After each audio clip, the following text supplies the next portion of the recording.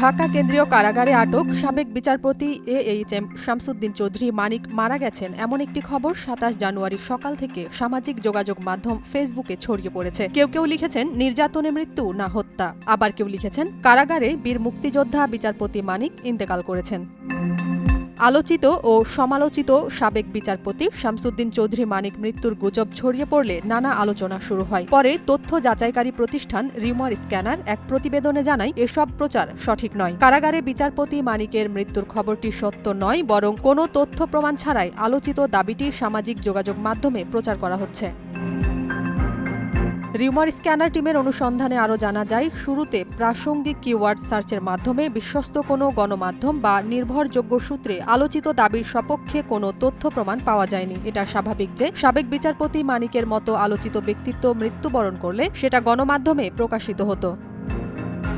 তবে নির্ভরযোগ্য কোনো গণমাধ্যমে এ তথ্য খুঁজে পাওয়া যায়নি। এ তথ্য না পাওয়ায় প্রচারিত দাবিটি সম্পূর্ণ ভিত্তিহীন বলে প্রমাণ হয়। এদিকে কারা কর্তৃপক্ষ জানিয়েছে শামসুদ্দিন চৌধুরীর মৃত্যুর তথ্য সত্য নয়। তিনি ঢাকা কেন্দ্রীয় কারাগারে সুস্থ আছেন।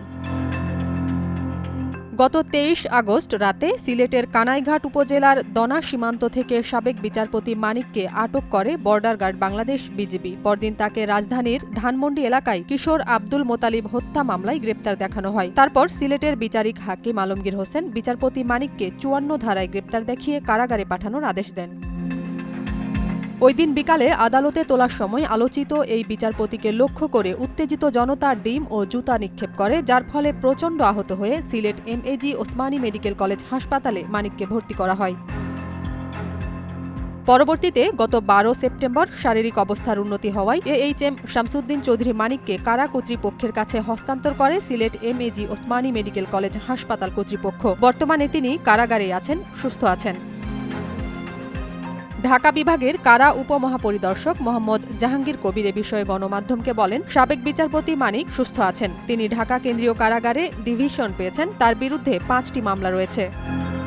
তবে তার বিষয়ে সর্বশেষ প্রকাশিত সংবাদ অনুযায়ী বিচারপতি মানিক এখন কারাগারে আছেন। সুতরাং সাবেক বিচারপতি মানিক কারাগারে মারা গেছেন দাবিতে সামাজিক যোগাযোগ মাধ্যমে প্রচারিত তথ্যটি সম্পূর্ণ মিথ্যা।